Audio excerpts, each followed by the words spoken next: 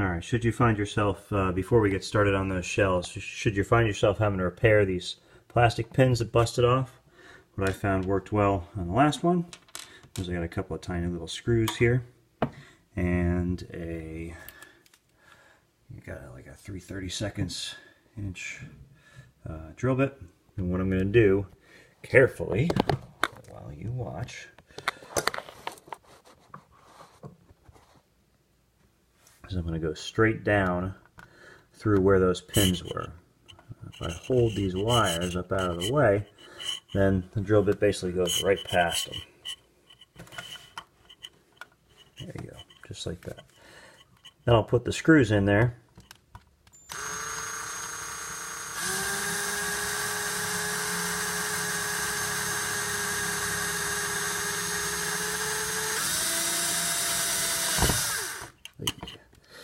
Yeah, if you're not careful, you're going to wind up doing what I talked about.